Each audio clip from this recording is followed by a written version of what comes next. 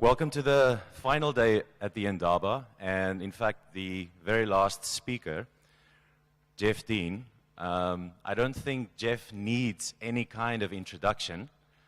We are very, very happy to have Jeff Dean with us today. Jeff has had an incredibly illustrious career. He's worked on a very wide range of problems and has had a tremendous amount of impact. In fact, some people say Jeff Dean's CV lists all the things he hasn't done because it's shorter that way. But among the many great accomplishments that Jeff and the projects that Jeff has worked on include all of the infrastructure underlying most of Google's data centers. He has been a co-developer and implementer of the TensorFlow framework, which we've all been using this week. And besides infrastructure, Jeff has also had a tremendous impact on actual research in machine learning. So without further ado, I would like to introduce Jeff Dean. And please welcome him very warmly. Thanks for having me.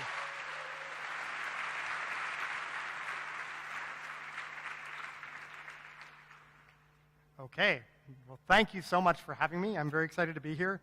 Slightly delayed due to travel arrangements, but it's great to see everyone here. So excited about machine learning. What I'm going to do today is talk to you about work that we've been doing at Google and Google Research in particular that is looking at how we can apply machine learning to really interesting and challenging problems in the world. So you all know the setting in which we're living, which is that there's incredible interest in machine learning research. The number of people wanting to study machine learning, doing interesting research in machine learning is growing incredibly. And in fact, if you look at this graph, this is the number of machine learning papers posted on Arxiv by year. And you see this incredible exponential growth. It's actually growing faster than the Moore's rate computational growth that we had for many, many years in computing. We now are, instead of getting more processing speed, we're getting more machine learning ideas at an exponential rate, which is fantastic. And you know, a lot of this is driven by deep learning, which is really just a rebranding of artificial neural network ideas from that were first popularized in the 70s, 80s, and 90s, and really seemed appealing at the time. I actually did an undergraduate thesis on parallel training of neural networks, because one of the biggest problems with neural networks in that first wave of excitement was we just seemed to lack enough computational power to make them work on really interesting, sort of larger real-world problems. We could get them to do really interesting things on small-scale, kind of toyish problems at that time.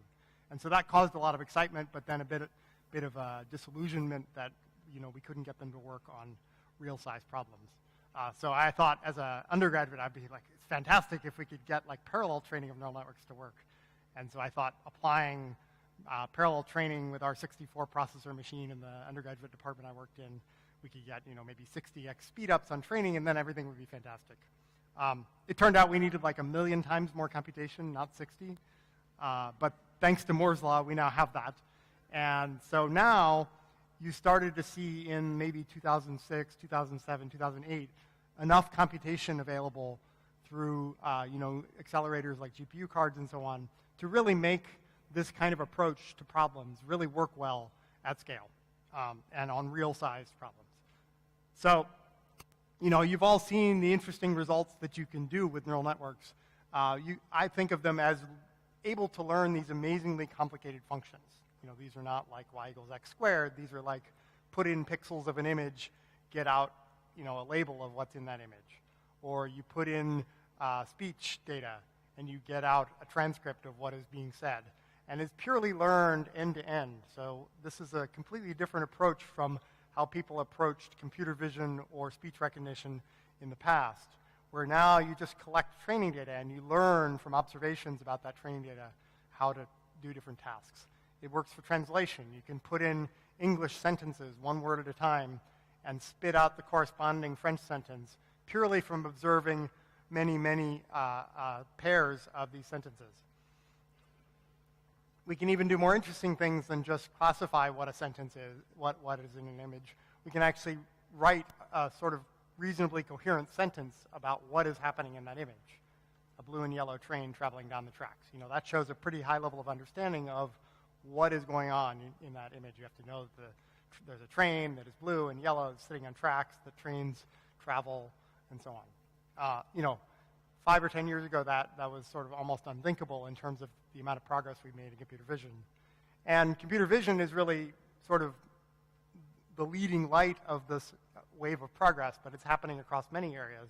And we've gone from basically computers not being able to see. So the winning entrant in the ImageNet recognition contest in 2011 had 26% error. And this is on a task where we know human error is about 5%. And fast forward 5 years, and we're now at 3% error, right? So that's a remarkable thing. Computers have gone from not being able to see to now they can see, right? And if you think about that, all the places where you might want a computer to be able to perceive the world around it, to do different kinds of things, being able to see is amazing. So the rest of this talk is going to be framed as a collection of different ways in which these advances are going to tackle some of the interesting problems in the world. And in 2008, the US National Academy of Engineering convened a group of scientists and engineers from around many different disciplines to try to figure out what are the problems that the scientific and engineering community should really focus on in the 21st century. And they waited 8 years, so you only had 92 years left. But they came up with this list of 14 different topics. And I think these are pretty grand and ambitious challenges. That's why it's called the Grand Challenges for the 21st century.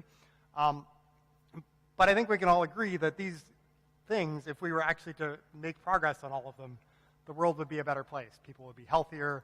We'd have much better education for our population. We'd be able to make more scientific advances and so on. So I actually think machine learning is actually going to be at the core of all of these problems. In some of them maybe only modest contributions. Some it's actually going to be absolutely fundamental. And so the rest of this talk I'm going to frame as a tour through some of these areas, the ones highlighted in red, about how machine learning is going to make a big impact in solving some of these problems. Okay? Everyone on board? Great. Here we go. Okay, so one of them was restore and improve urban infrastructure, right? And I think, we're on the cusp of something that will be viable, which is autonomous cars. And if you think about urban infrastructure, the infrastructure that we have today is really heavily influenced by human-driven cars. And if we had autonomous cars today, you might design cities in completely different ways. You wouldn't need parking garages. You would just summon a car to come pick you up at an appropriate time with the appropriate size vehicle you need for whatever you're trying to do. And we're now actually making tremendous progress in making these things a reality. Waymo, Alphabet's self-driving car subsidiary that we collaborate with very closely, is actually running trials this year in Arizona, where we normally have safety drivers in the front seat ready to take over, but we're actually running trials in Arizona with passengers in the back seat and no safety drivers in the front seat. So this is not some distant, far-off thing. This is actually going to, be a reality quite soon. Now, admittedly, Arizona is one of the easier self-driving car environments because if you're familiar with Arizona, there are a lot of retired people there, so the other drivers are somewhat slow. It never rains, so there's no rain. It's really, really hot, so there's not as many pedestrians because it's too hot. And the streets are very wide and rectangular. But we're also testing in like 22 other cities around North America. So this is, not far off. And that's going to be pretty important. And one of the main advances here is that you need to take in all this sensor data that these vehicles collect. They have lots and lots of cameras on them. They have radar, which gives you some intermittent signals. You have LiDAR, which gives you kind of a 3D map of the world around you. And then you need to fuse all that together and build some high-level understanding of all the things around you. What are the objects there? What are they likely to do? Is that a solid barrier that's not going to move, or is it a person that's going to move? And then make predictions about how the car should operate and what all the other things in the environment will be doing. So this is fundamentally a machine learning problem at a lot of its heart. And I think the field of robotics is similarly going to be heavily influenced by machine learning, right? In traditional robotics, mostly to date, we've had kind of very controlled environments for robotics in the world where it's maybe on an industrial manufacturing line, someone hand codes some robotic control algorithm, and that's, that makes sense because it's a very controlled but a high throughput environment. But we're going to very soon have robots that actually can operate in messy environments like this hall or the lobby outside, because machine learning now makes it possible to actually learn robotic control algorithms. And so if you look, let's see, if I press play, I don't know if the video will actually play. We'll give it a shot. So for example, this is a robotic research lab that we've set up where we actually have a few different robotic arms, and one thing they can do is practice picking things up. The nice thing about picking things up is it's mostly a supervised problem. You can try to pick something up, and if you succeed, your gripper doesn't close all the way, and if you fail, your gripper closes all the way. So you can actually tell in a self-supervised way whether you succeeded or failed.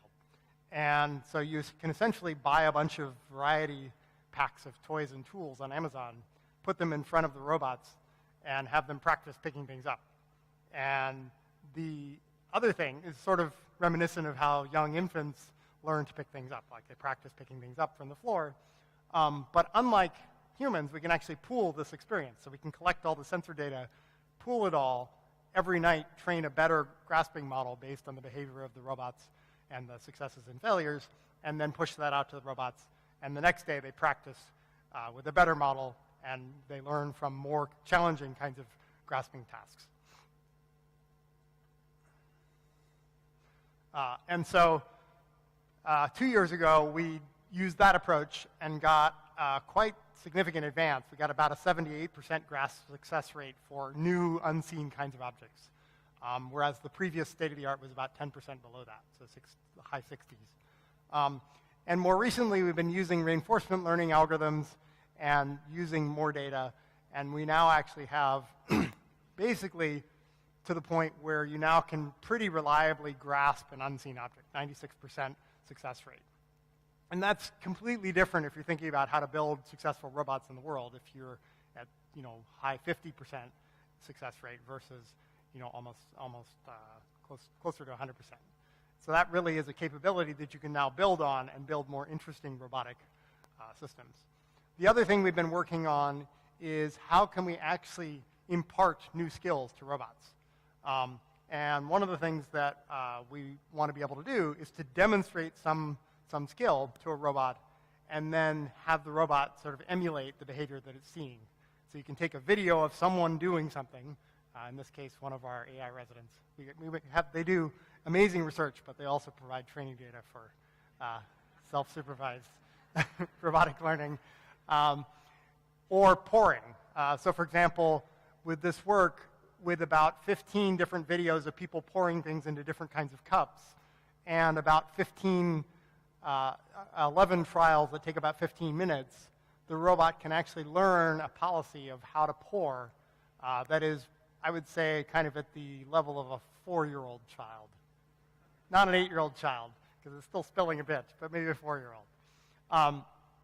And so clearly, if you think about what that would have required in the age of sort of handwritten control algorithms, how would you write a control algorithm to pour? Right? It'd be a super complicated thing. It wouldn't generalize to new kinds of cups or mugs or like a bigger mouth thing. But we now have the ability to learn from observation of these things. And there's tons and tons of YouTube videos of people doing things. You can imagine watching YouTube videos of people flipping pancakes or making scrambled eggs or who knows what. And that seems pretty cool. Okay. One of the other grand challenges was advancing health informatics. And I think this is one where machine learning has tremendous potential to improve healthcare throughout the world. And I'm really, really excited about this area. I think there's many, many ways in which machine learning can impact particular kinds of problems in healthcare. And one of them is obviously now that computer vision now works, many kinds of medical diagnostic tasks are related to vision in some way. So we've been doing work in a bunch of different medical imaging problems. The one that we're sort of farthest along in is work on diagnosing a disease called diabetic retinopathy. So if you have diabetes, you're at risk for developing this sorts of disease where you can actually, if it's not caught in time, you can actually go blind and suffer vision loss. But if it is, it's actually very treatable. And so there's about 415 million people with diabetes in the world, and really the recommendation is that they should get screened every year for signs of diabetic retinopathy. And the regular screening that you do, you basically just take a picture of the back of the retina, and you get an image like that, and then an ophthalmologist can look at that and can tell if you have diabetic retinopathy or early signs of it. And in India, for example, it's estimated there's a shortage of more than 125,000 eye doctors. And so as a result of that, 45% of patients who have this disease actually suffer some vision loss before they're actually diagnosed. And remember, I said this disease is very treatable if you catch it in time. And so the way ophthalmologists go about this task is they look at one of these images and they grade it 1, 2, 3, 4, or 5 on this scale. And they're really looking for like little small signs like these kinds of hemorrhages on the right here that separate out what level of rating this kind of eye should get. Now, there's a problem that doctors' opinions can vary. And so if you ask, this chart shows you on the horizontal axis a single example, and the different columns are different ophthalmologists grading those examples. And so ideally, you'd see one color in a horizontal line. But you don't because opinions vary. And so if you ask two ophthalmologists to grade the same image, they agree with the rating 60% of the time. And if you ask the same ophthalmologist to grade the same image a few hours apart, they agree with themselves 65% of the time. Right? And this is mildly terrifying, but it really shows you that you want the ability to get instant second opinions, or third, or fourth, or fifth opinions very quickly. So in order to actually collect a data set, because of this variance, we collected a data set of these retinal images. Oops. Sorry. And you can actually apply a off-the-shelf sort of general-purpose computer vision classification system, and instead of doing, the 1,000 ImageNet categories, you can just have it predict one of the 5 numbers, 1, 2, 3, 4, 5, to do the classification for the ophthalmology grading. And we collected a data set where we actually had every image graded by 7 ophthalmologists so that we can actually reduce the variance in the ratings. So if 5 of them say it's a 2 and 2 of them say it's a 3, it's probably more like a 2 than a 3. And with that, we're actually able to produce a system that was basically on par or slightly better than the average US board-certified ophthalmologist at this task. So it got an F-score of 0.95, and the median ophthalmologist is 0.91, which is pretty cool. So we now have a system that is automated and can actually be at the level of a board-certified ophthalmologist at this task. I wanted to do a bit better than that, though. And one of the things we did was we changed the way we took the training data and created labels for it. And so instead of having board-certified ophthalmologists grade these images, we decided we would have retinal specialists who have a lot more training in how to assess the symptoms of diabetic retinopathy. We would have three board-certified retinal specialists grade every image, and they would do this in an adjudicated manner. So they would actually get in a room, argue about every image, and decide in a consensus way, this is a 2, not a 3. And with that, we're now actually able to have a model that is basically on par with retinal specialists, which is a higher standard of care and what you would want for every opinion in the world. And so we now have this model that can give you that ability in a GPU card on a laptop or something. So far, that's all been doing things that humans know how to do, and we can now make an automated system that can use labeling to transfer that ability to new images. Perhaps more interestingly, though, is can we discover new kinds of things that humans don't know how to do from the retinal images. So I'll tell you a bit of a tale of scientific discovery now. So we had a new person join the diabetic retinopathy machine learning team.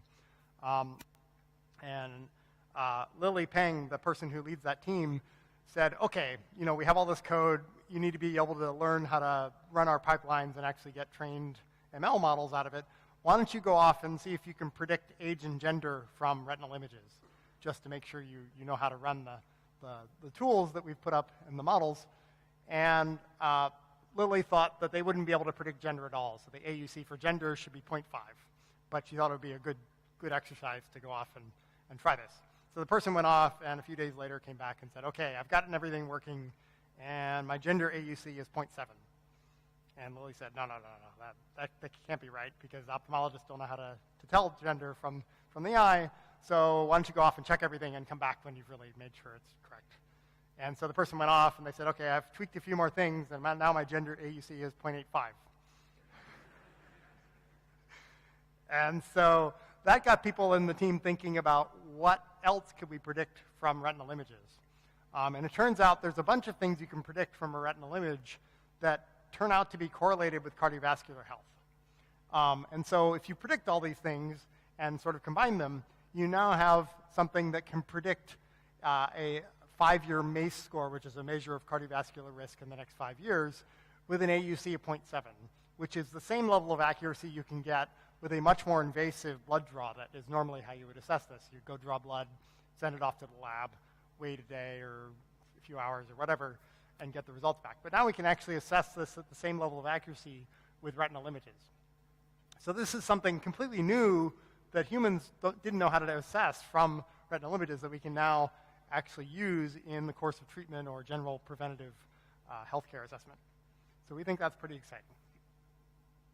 And the same kind of story is playing out in many other modalities for medical imaging. So pathology is another example. Pathologists spend a lot of time looking for very minute patterns in very large cell images. So pathology is kind of unique in that the images are very, very large and high resolution. So you have about 100,000 by 100,000 pixel image in a digital pathology problem. And you're looking really for this kind of needle in a haystack of like a few bits of it that look like they might be tumorous in some way. And we actually now have a model that is more accurate than the human pathologist at this task of tumor localization.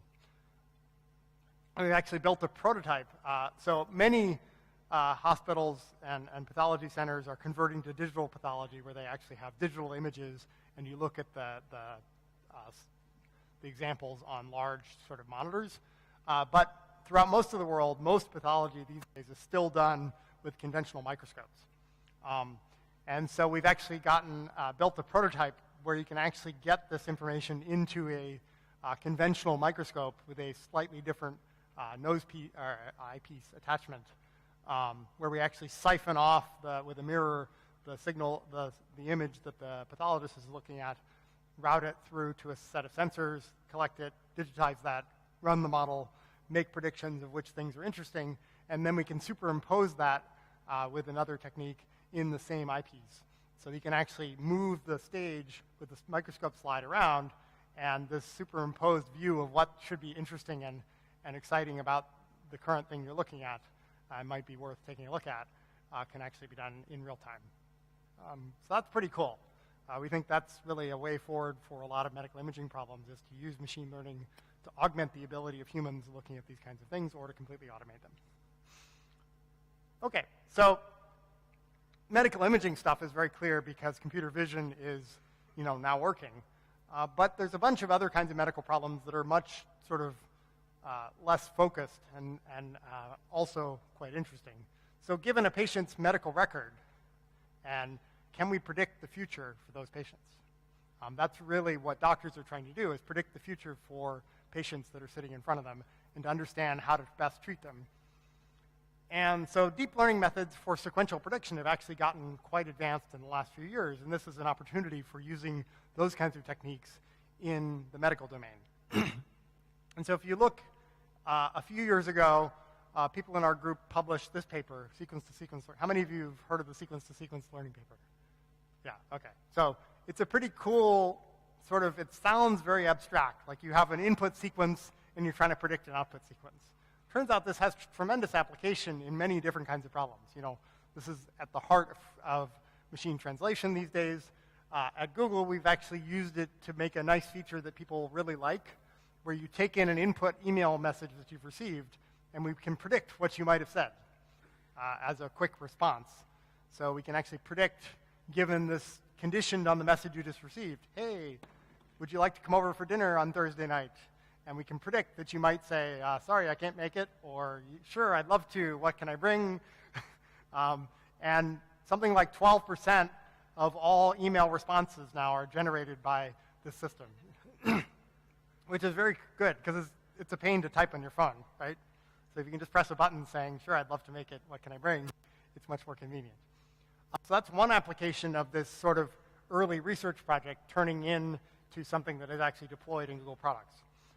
The second one is a bunch more people then worked on this and actually used it to make the core of Google's Translate product use this approach rather than the earlier approach that it was using for statistical machine translation, where it had a bunch of statistical models that were all kind of separate and a bunch of complicated code to glue it all together. And so if you look at that system, it added an attention mechanism to the earliest sequence-to-sequence paperwork that improved things a lot, but at its heart, it's a sequence-to-sequence translation model. And if you look at the results of that, the blue bars here, I'm showing graphs of different translation pairs and the translation quality of those systems as judged by bilingual humans. And so if you look at this, the blue bar is the older non-neural-based translation system. It's a statistical machine translation system with about 500,000 lines of code that has, separate models for how words align in English and French, and a big phrase table, and a target language model of how often does every 5-word sequence occur in English, and that's looked up in a giant table that's distributed across 100 machines. It's very complicated, 500,000 lines of code. And the new system in green is the neural machine translation system that just learns from observations of English-French sentence pairs to, for example, translate from English to French. And what you see is it's got a tremendous increase in quality over the previous system. In fact, that increase in quality is roughly the amount of improvement in quality to all other improvements to the blue system over the decade that it was being developed, right? And the other thing is it's much simpler. It's about 500 lines of TensorFlow code, right? So 500,000 lines, less quality, or 500 lines, learn from lots of data, and you get much better results. And the yellow line there is kind of interesting as well. That's the quality of translations produced by bilingual humans as judged by other humans. And so you can see for a few of the language pairs, we're actually getting pretty close to that level. For some, we still have a ways to go. But that gives you a sense of the improvement level that the system got. So that's pretty cool. A third area where I mentioned we could use the sequence-to-sequence approach is in medical records. So if you think about healthcare, given a large corpus of electronic medical records, a sequence of events of what's happened to this patient. They came in 4 years ago. We did these lab tests. The doctor wrote a note. They came in 2 years ago and reported some other thing, and I prescribed this medication, and they went away, and they came back 2 weeks later and reported they were feeling good. All those events lined up on a timeline is the kind of information we're talking about. And then doctors have all kinds of questions they might want to be able to answer about a patient. If I release this patient from the hospital now, will they come back? How long are they likely to stay in the hospital if they're checking in now? What are the most likely diagnoses for this patient sitting in front of me right now?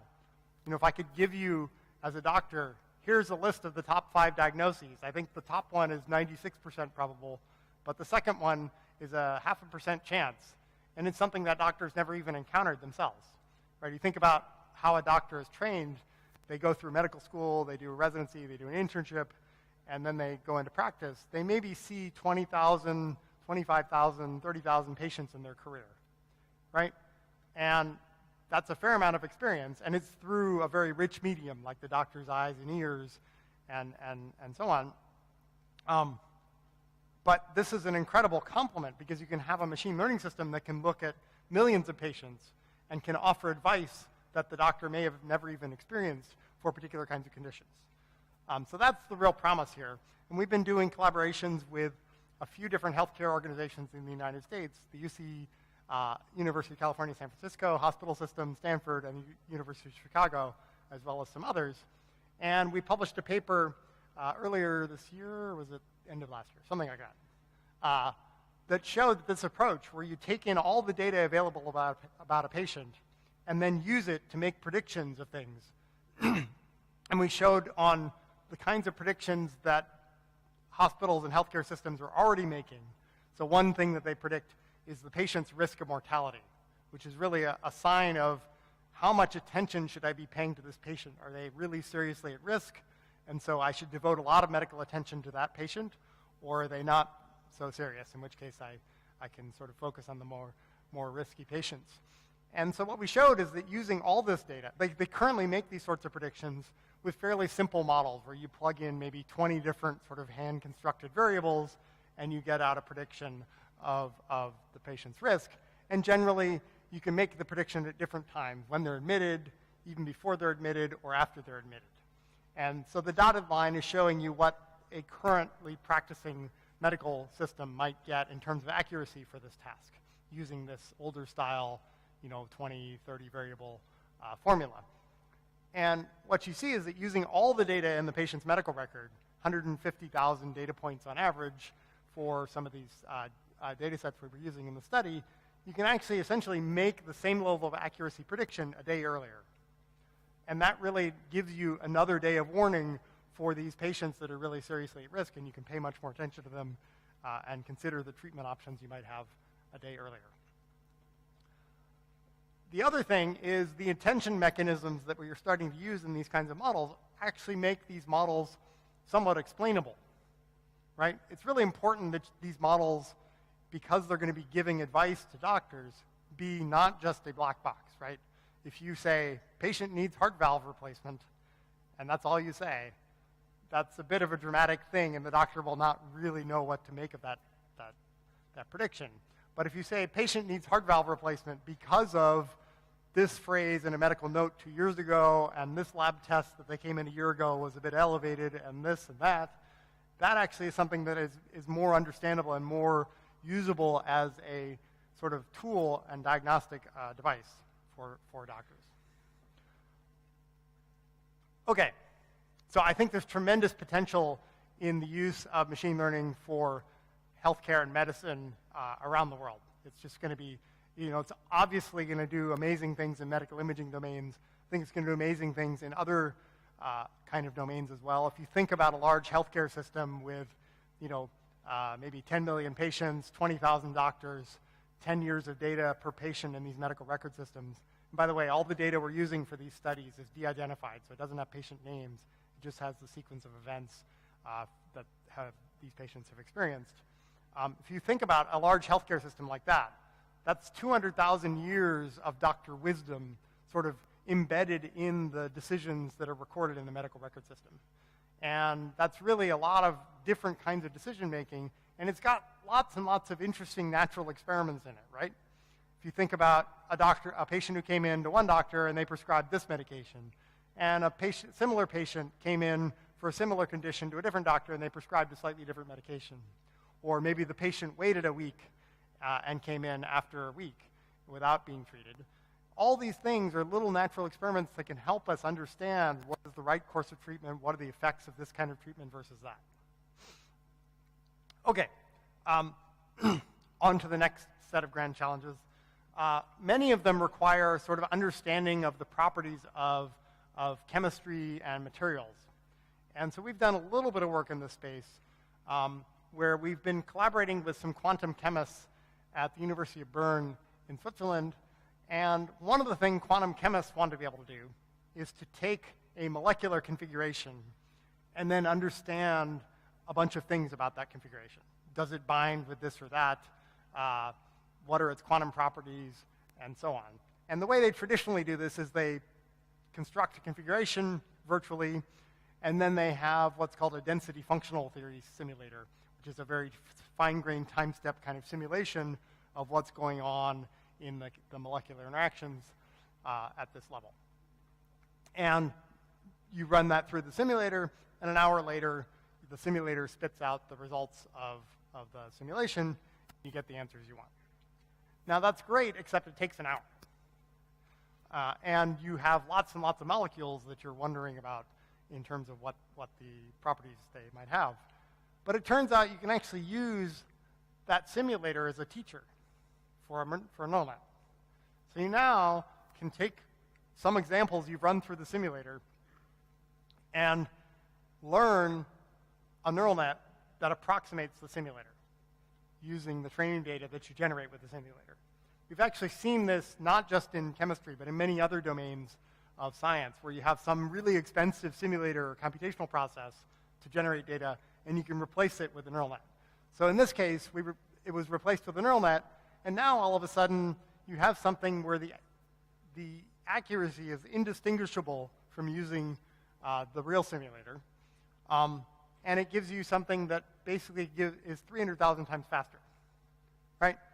And anytime your tools get 300,000 times faster, that kind of changes the way you use them, right? You can imagine quantum chemists, oh, I'm going to go for coffee. I should screen 100 million molecules, and then when I get back, I can find the 10,000 that are interesting in some way.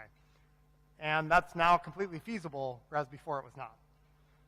We've actually seen this in other domains of science. We had a Harvard visiting faculty member who studied earthquake science, and in particular, fault mechanics slippage. And they had a very expensive computational physics method for understanding the strain and stress in the earthquake faults. And he actually tried replacing the inner loop of the simulator with the world's lamest neural net. It was 4 layers deep, 10 neurons per layer. And again, he couldn't tell the difference in accuracy from the simulator, and it was 10,000 times faster, right? And that's just, again, another example of something where you have a very complicated process that you can learn to approximate and get something that's much cheaper. Okay, another one of the grand challenges was to reverse engineer the brain. And I think, machine learning is interesting because we're informed by the kinds of learnings that the field of neuroscience makes, not quite at the level of we care exactly about how the mechanisms work, but the general principles that are at play in real brains seem to be useful to help us design better machine learning algorithms. And so one thing that we'd like to know, but we don't actually know for complicated organisms, is let alone the dynamic properties that are going on as people think and act, but what are even the static connectivity properties of neurons in real large interesting systems. And so there's a whole subfield of neuroscience called Connectomics, where you're essentially just trying to take some volume of neural tissue from an organism and to understand how all the neurons in it are connected. And the way you typically do this is you take the volume of neural tissue, sorry for the unappetizing looking brain there, and then you slice it very thinly, right? So you take the volume of tissue, and now you have a bunch of 2D slices, and then you get an electron microscope, a really high-resolution microscope image of each of those sections. And so you get something like the second picture there. And now you are trying to reconstruct the connectivity of all those neurons in the 3D volume that you've made slices of. But it's not necessarily obvious something that looks like part of a cell here, does that line up with this thing in the slice above it, or this thing, or this thing, or this thing? And it's actually a pretty difficult reconstruction problem that even humans can do, but it's very painstaking. And so what you're trying to do is reconstruct the connectivity, which looks like that in that kind of jumbled picture. But if you're a computer scientist, you might prefer like an adjacency matrix representation of the graph. But using that, you can then generate hypotheses of how things might work, given that your better understanding of how things are actually connected. And so there's a small group at Google that's been working on this in collaboration with the Max Planck Institute in Germany. And they've been making a lot of progress. And the way they measure and assess how well they're doing is how how much neural tissue can they trace out before they make an error, the expected run length in micrometers before they make an error in this reconstruction. And that's gone up quite a lot. So it's important to note that the y-axis here is a logarithmic scale base 10. So we've actually had about a 3 factors of 10 improvement in that in the last, in the 18 months that this graph shows, to the point where we're now actually able to reconstruct something on the order of a whole songbird's brain before making errors, right? So now you actually can get into pretty interesting sizes and complexities of organisms using this approach. And one of the big improvements that they made along the way that made one of those big jumps in run length improvement is a technique called flood-filling networks. So flood-filling networks basically is this notion that you take in some inputs and then you make a prediction. And then the next prediction you make, you use both the raw input and also the confidence implied by the predictions you've made so far in making the next prediction. And so you can see here, we're sort of have this little thing that's trying to trace out a cell wall in 2 dimensions. And you can see it kind of maneuvers along the edge of part of the cell wall where it's pretty confident. And then it loses confidence in that part. And so then it jumps off to some other part and starts tracing out over there for a little while. And if you look at this in 3 dimensions, you can see it kind of does the same thing. It traces out along one branch of a neuron until it loses confidence in that part, and then it branches off into another part, traces that for a while, and then kind of maybe jumps back to the first part and continues. And so with this technique, you can actually reconstruct these fairly complicated cell structures from these raw slices of neural tissue. And that's pretty cool because we now have kind of the wiring diagram of something complicated like this finch. It's actually a pretty large size amount of data. It's about 600 billion voxels, these 3-dimensional pixels there, that the system is processing. Okay. And it's pretty clear that neuroscientists will love this kind of data because they'll then be able to generate new and interesting hypotheses and do all kinds of good things with it. Okay, so one of the vaguest of the grand challenges was engineer the tools of scientific discovery. It's clear that making tools that are more advanced or more efficient or more practical will allow us to make greater and faster discoveries. And so if machine learning is going to be kind of at the heart of a lot of these challenges, it's important that we actually build good machine learning tools that will enable us to make these kinds of advances on these other challenges. And so one of the things that our group has been working on is a system called TensorFlow, which I gather you've been using this week. And we decided this was kind of the second generation of tools that we'd built for our own machine learning research. The first generation proved pretty effective, but wasn't as flexible given our new understanding of the kinds of problems we wanted to tackle. And so we decided we would make a second generation system. And we decided that it would be really good if we open sourced it so that the entire community of machine learning researchers and practitioners could actually work together to improve these tools and make them sort of useful for everything from research to deploying these kinds of systems to trying out new ideas and appeal to many different kind of constituencies in the machine learning field. And so we released this at the end of 2015 in November. We've had a reasonable amount of interest in the external community. And this is it. One measure of that interest is how many people have starred this repository where they actually care about updates to the repository compared to a bunch of other machine learning packages. And so that's been really great. So one of the things we care about in TensorFlow is that it runs on many platforms. We think machine learning is something where you want to run it in lots and lots of kinds of environments and places. You want to run it in large data centers. You want to run it on CPUs. You want to run it on mobile phones. You want to run it on new and emerging custom kinds of hardware that I'll talk about. We actually now have a thing called TensorFlow.js, which allows you to run machine learning in a browser. So it makes it very easy. You don't need to install anything. You just download, open up a web page and it has machine learning computations running in it with TensorFlow.js. This, I think, is a really broad set of places where you want to make these tools work and run and be effective. And just a few stats about TensorFlow. I think one of the great things that's happened is, indeed, this community has sprung up around using TensorFlow, improving it. So we have about 1,600 contributors who've contributed actual code to the TensorFlow code base. About 500 of those are internal Google employees, and the rest are external members of the community. The 16 million downloads for a sort of fairly obscure machine learning tool is quite a lot, I think. And people are using it for all kinds of things. So there's 40,000 different GitHub repositories with TensorFlow in the title, as people use it for this or that class project or try out something. So that's pretty cool. We're happy with that.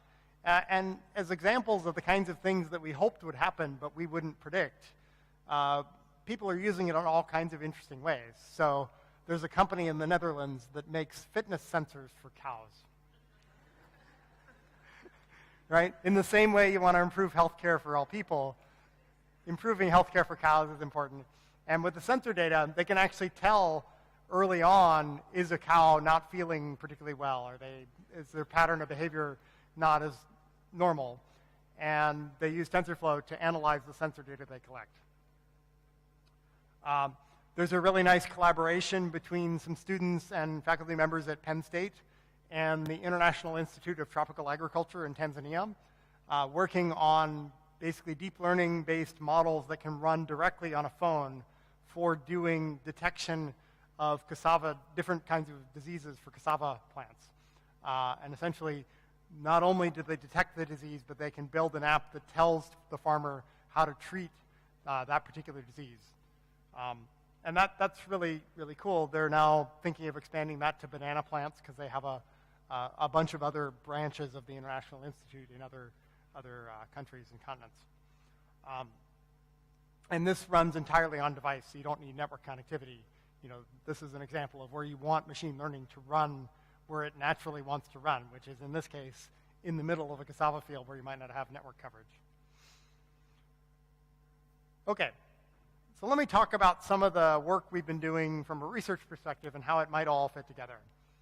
So one thing I think that we want as a community is, for many problems, you want bigger models than we're training today. But you're going to want to sparsely activate them, right? Most of the machine learning models you think about today, you feed in some input, the entire model runs. You have all this computational power applied. Every neuron is active and activates all the neurons above it.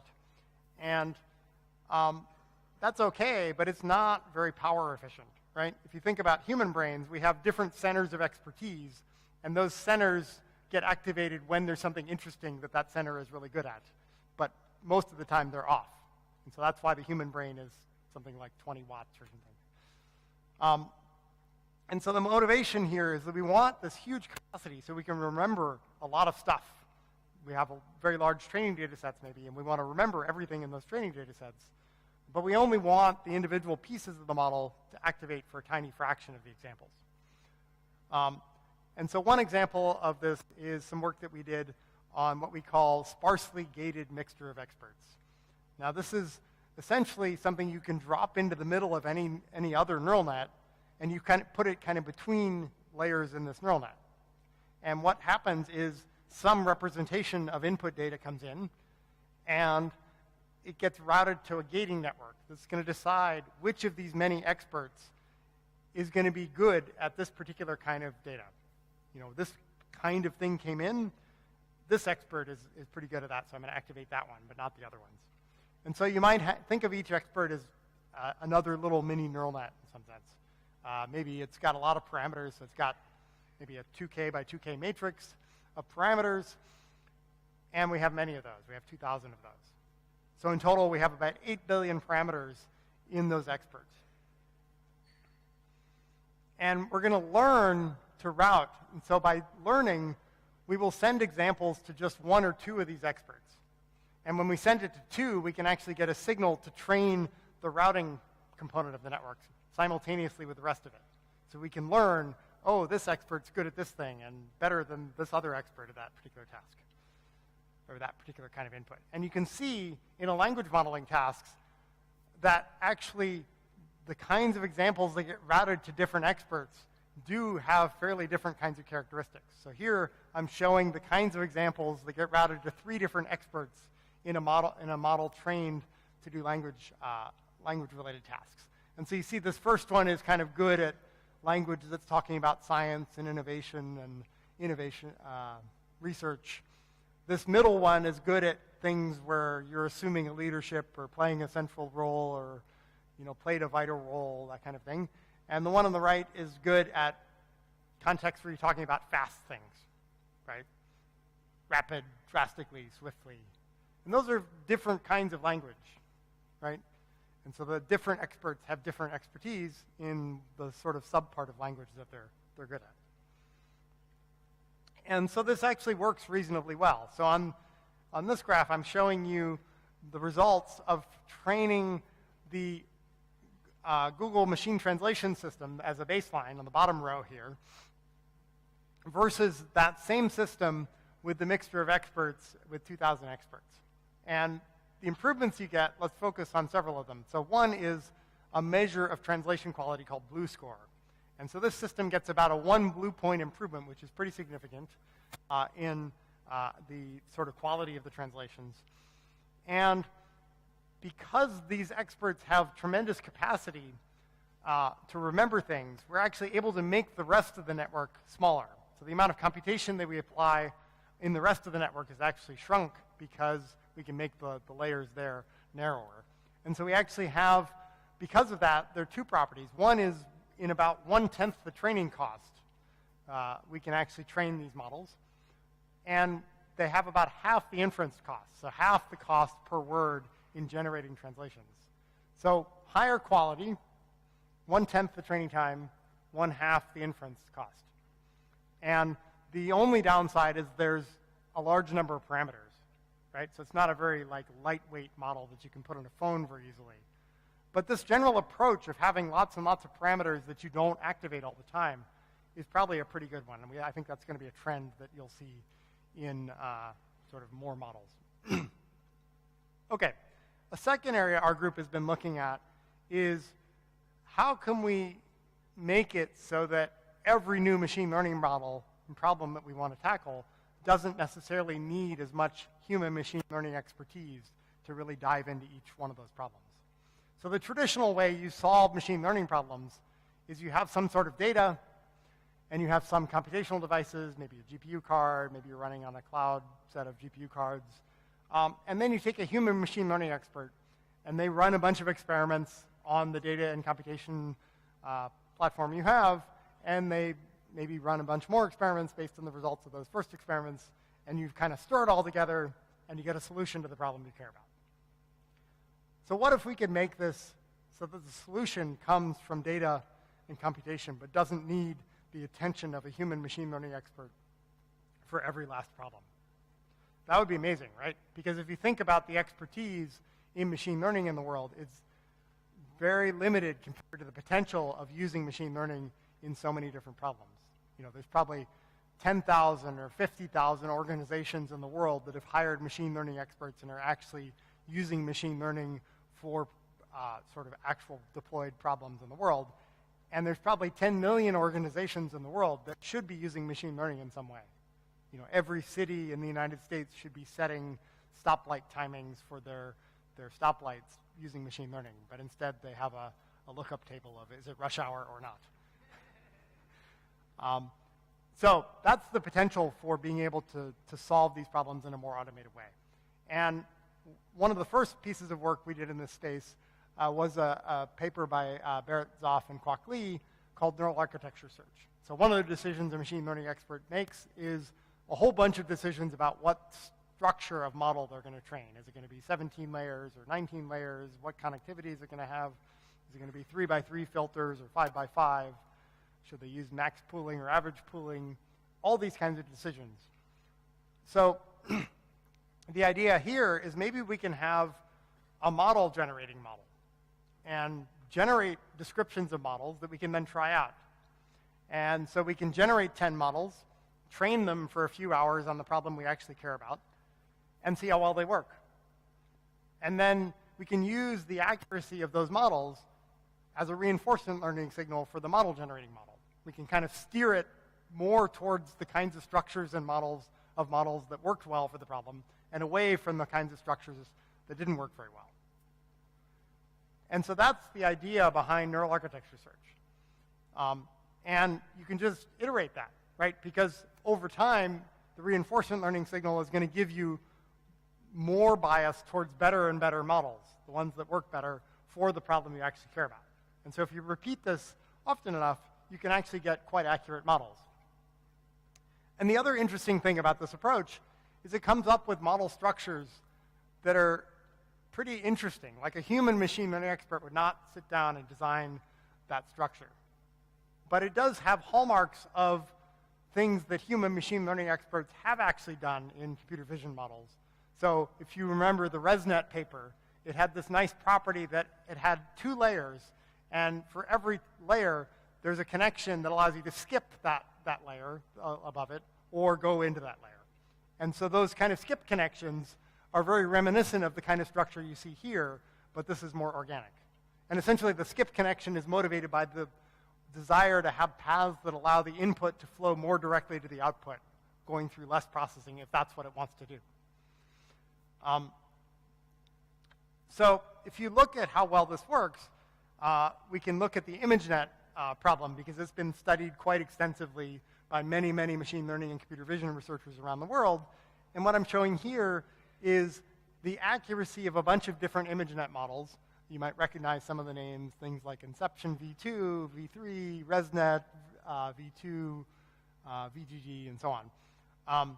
And then the computational cost of these models. So as you apply more computation, you generally get more accurate results. And there's a bit of a frontier here where the accuracy and computational cost trade-off is at the Pareto frontier. And each one of those black dots there represents sort of years of effort by sort of the top machine learning researchers in the world, and produced some interesting improvement in the state of the art at the time it was published. So if you apply AutoML to this problem, you actually do pretty well.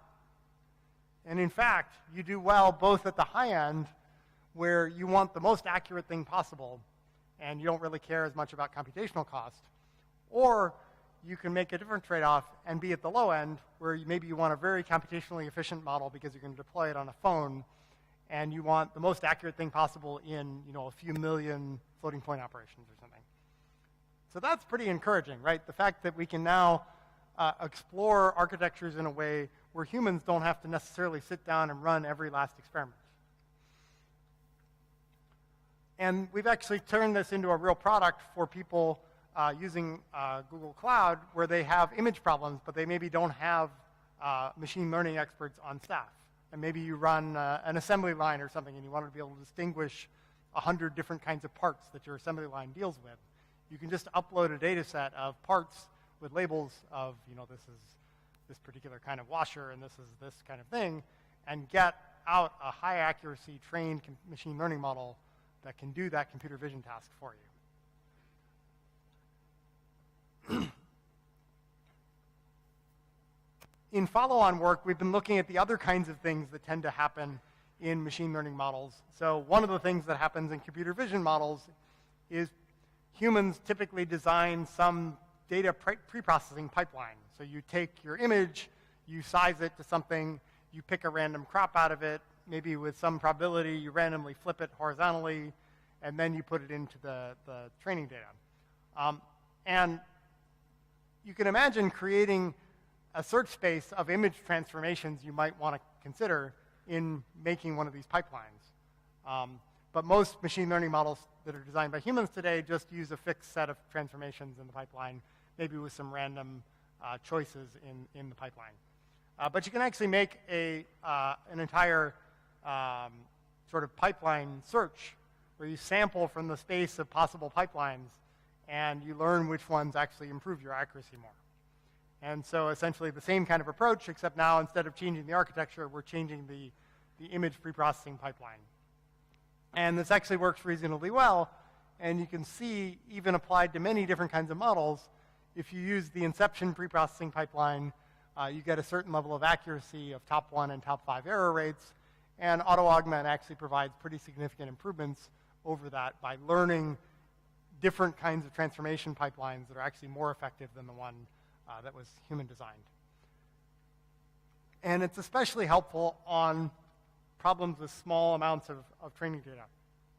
So here you see it on problems where the amount of training data is like a few thousand examples, and you get more significant improvements. It essentially allows you to take the training data you do have and stretch it more, because it learns the different kinds of transformations in an interesting way. And if you look at the kinds of transformations it learns, this is the same image, but all the different kinds of ways it might apply different transformations to sort of reuse the label that you have on that image for many different examples. Another area where you can use AutoML is maybe you want to find a model that is really, really accurate for a certain computational cost. And so you can actually incorporate both the latency and accuracy of the model into the objective function. And so the way this works is you have a neural architecture search kind of approach where the trainer gives you the accuracy, but then you actually have a small farm of mobile phones that you can actually run the generated models on and actually measure their accuracy. You know, this one runs in 73 milliseconds, this one runs in 110 milliseconds, and then you can take that measured latency, or maybe simulated latency, and the accuracy, and incorporate it into a reward function where you can balance those two things however you want. And one of the things they've been doing, accuracy and latency, yes. You can incorporate that into the reward function and use that as the reward signal for the RL algorithm. And so, for example, here's a formula that you can use where you have the accuracy, and the accuracy is adjusted by the latency of the model and how that compares to a time budget that you're trying to hit. Maybe you have an 80 millisecond desired goal, and the model runs in, say, 70 milliseconds. That might be good, or it might be great, and you can shape the reward appropriately. So in particular, you can strongly penalize not meeting the latency target. So if you don't meet the latency target, you can make the reward fall off very steeply. Or you can just say, I'd really like it to run in roughly 80 milliseconds. A bit faster would be better. A bit slower would be okay. But it doesn't fall off quite so steeply. And so you can actually see that when you run this with these two different kinds of parameterized reward functions, the system searches different parts of the space. So if you have a very sharp drop-off from the 80 millisecond desired target, then nearly all the models you search are 80 milliseconds or below, and maybe a little bit above, but not much. Whereas if you use that flatter reward function, you can see that it's going to search a much broader set of models that are a bit more computationally expensive. And you can see that in the histogram of models that were explored here. And this system actually works pretty well. So there's a whole bunch of comparisons to other kinds of sort of lightweight mobile models on this graph. And this is the mobile NASNet with and without the squeeze excitation optimization that was sort of simultaneously developed by Hu, Shen, and Sun. So you can apply that or not. Let's focus in on just a few of these, though. So you can measure the cost in terms of multiply adds or in terms of latency of the models. And sort of some of the best accuracy and latency trade-off human design models are MobileNet v2 and MobileNet v2 1.4 and so on, which give you different trade-offs there. And NASNet is the one that I showed you in the very left-hand side of that graph with the mobile trade-off. And here you can see that the models that it designs are actually more accurate and have significantly better accuracy latency trade-offs. Okay. So if we're going to apply techniques like AutoML, though, we're going to be training lots and lots of machine learning models. And it's really helpful if the turnaround time for every one of those experiments was faster, right? Better, faster tools enables everyone to make faster progress. And so there's actually been a trend in the last 5 or 6 years that deep learning and its application in the world is actually transforming how we think about computational devices. So deep learning has 2 incredibly nice properties from a computer architecture standpoint. First, unlike most computations in the world, reduced precision is just fine, right? Like if you carry out neural net computations with just 1 decimal digit of precision, that's generally okay. Whereas most kind of scientific computing code, you need floating point or double floats level of precision. And so that property means you can squeeze more multiplier circuits onto the same area if you just make reduced precision kinds of computation circuits. The second thing is that almost all the models I showed you are made up of a handful of very specific kinds of operations, right? The fundamental building blocks of ML models, especially deep learning ones, are essentially various kinds of linear algebra, right? Matrix multiplies, vector dot products. And so if you concentrate on building computers that do reduced precision linear algebra and not much else, you can actually run all those computations for the kinds of examples I've showed you. And so that's what we decided we would do at Google, is we would actually try to build custom hardware that can make use of deep learning models cheaper and more power efficient.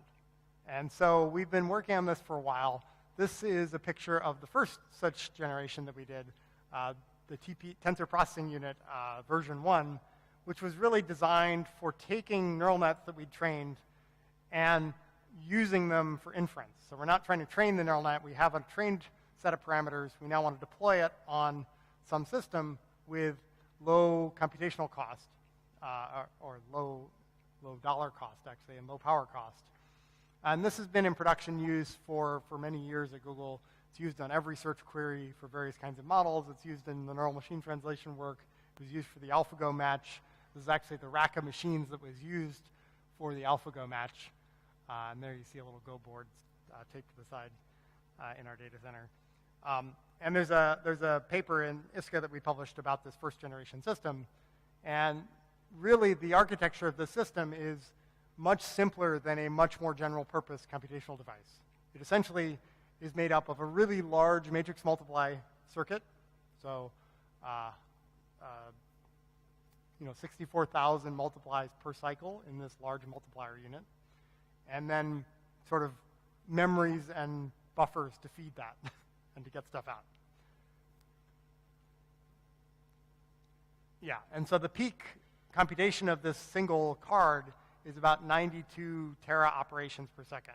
And because this is for inference only, we can actually reduce the precision even more. So we don't even use floating point. We use 8-bit fixed point computations, which enables us to make the multiplier circuits smaller than that, smaller than if we use floating point. Right, so that's kind of the design of the chip. And if you look at the relative performance to a CPU running the same computations, or to a GPU, a contemporary GPU. So this was designed about 3 or 4 years ago, so we're comparing to a GPU card that was sort of available 3 or 4 years ago. You see that we get tremendous speed ups, so factors of 41 for one multi-layer perceptron, or 40 for one CNN and 71 for another CNN. And that really allows you to apply larger models to more kinds of problems. This was actually partly motivated by the fact that even before we started this project, I started looking at the work we were doing with our speech recognition team, where we were applying deep learning models for part of the speech recognition pipeline that we had for Google's speech recognition system. And we could see we were getting tremendous improvements in accuracy using deep learning-based models for the acoustic modeling portion. And I actually started to get a little worried because I started doing calculations like, okay, if our speech recognition gets a lot better, people are going to use it a lot more. And what if we had 100 million people around the world who were talking to their phone for three minutes a day? Didn't seem that outlandish. It's maybe a little high. But if you start doing that calculation and look at what kinds of models we were deploying at that time on CPUs, we would actually need to double the number of computers at Google in order to deploy that improved speech recognition system. And that starts to get a little worrisome because even if you wanted to, doubling the number of computers at Google is a fairly time-intensive thing.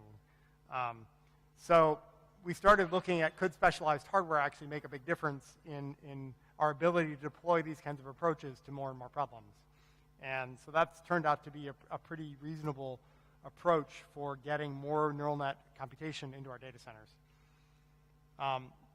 And if you look at performance per watt, which is another big factor of cost, because not only do you manufacture the chips, but then you run them and give them electricity, the system is much more power efficient than using CPUs or contemporary GPUs for this computation. A factor of 80 instead of 29 or something. So this first version really succeeded because it has this large matrix multiply unit. You can run the whole inference on this card, and the interaction with the host is essentially feed in data and read out the output of the neural net. And really, single-threaded deterministic execution model worked quite well. It has very good response times for 99th percentile latency. And one of the challenges with designing neural network architecture, like acceleration hardware, is you really need to be flexible enough that the new research ideas coming out 2 years from now can actually be run on the chip you're designing today, right? Because the chip typically takes 18 months to design, and then it's going to live for 3 years in your data center. You're trying to look at this exponentially, changing field 5 years out and try to predict what makes sense to actually build your hardware for today.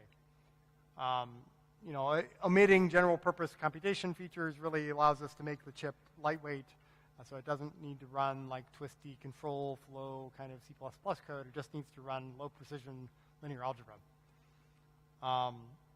And you write the apps in TensorFlow, so that makes it pretty applicable. So teams within Google can write their computation in TensorFlow and then get it to run on these accelerators. And so Dave Patterson, my colleague who was involved in the evaluation of the system, says 10x difference in computer architecture kinds of systems is pretty rare. I believe Dave because he knows about computer architecture. Okay, so the reason we tackled inference was it was a really pressing problem with our first generation chip. But ultimately, you want to make the training process much faster as well. And training is a much more complicated problem from a computer architecture standpoint because you're very unlikely to get enough computation on a single chip to train all the large kinds of models you might imagine training.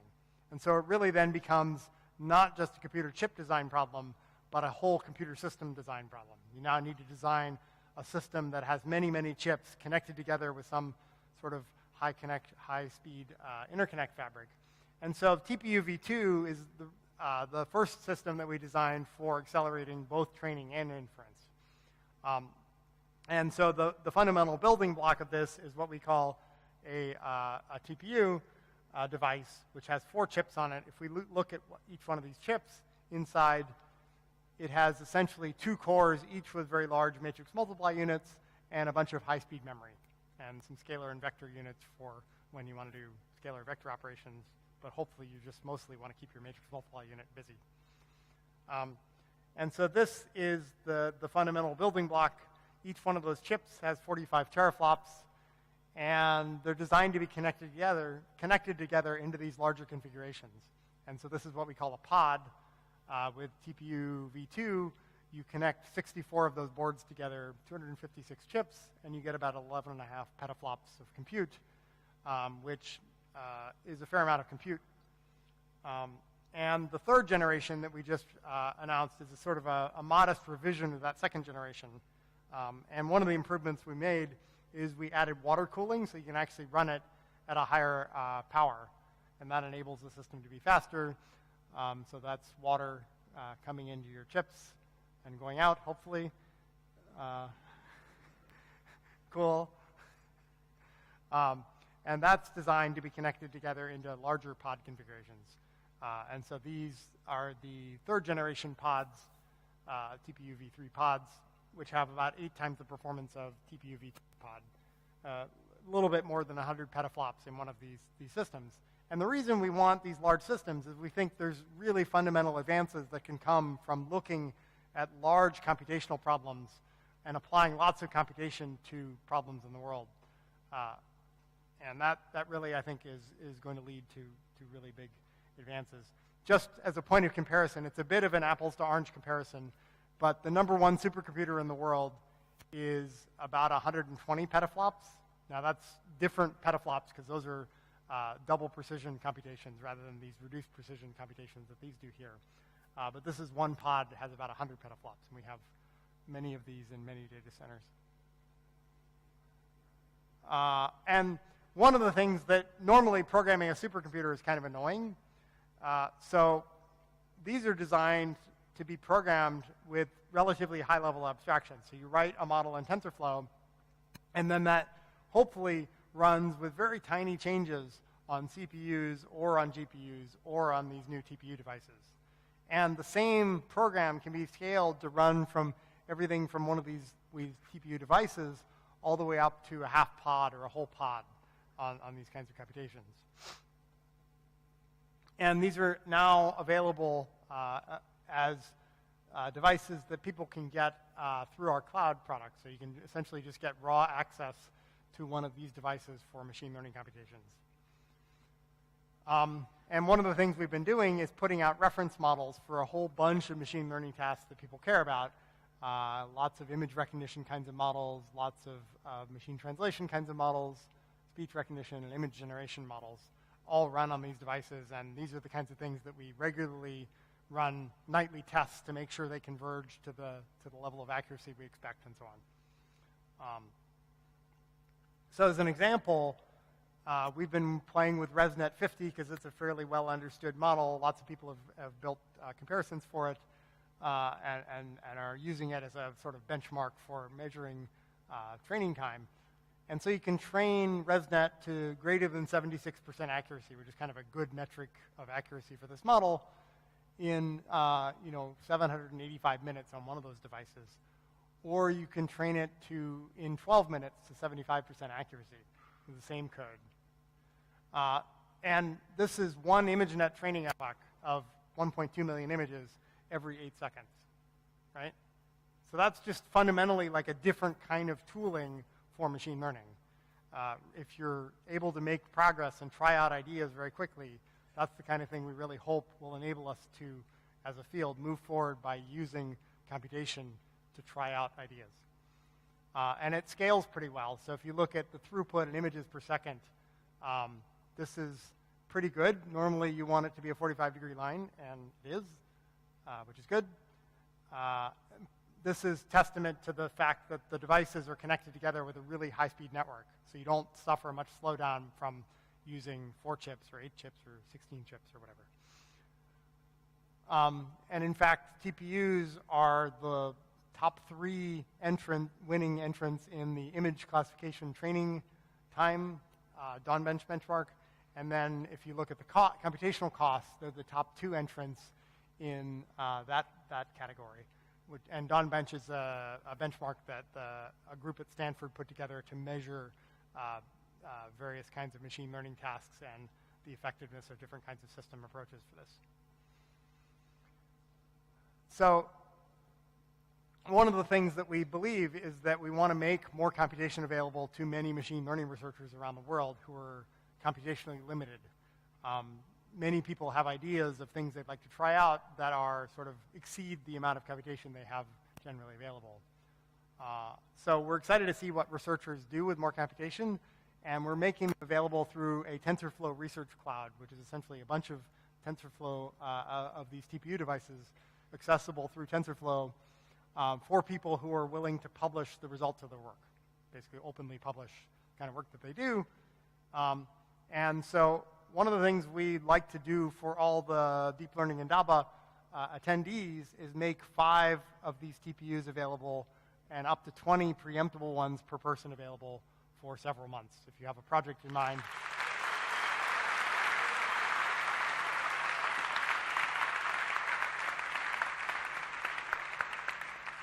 So if you're interested, please email this. Oh yes, I see phones. Good.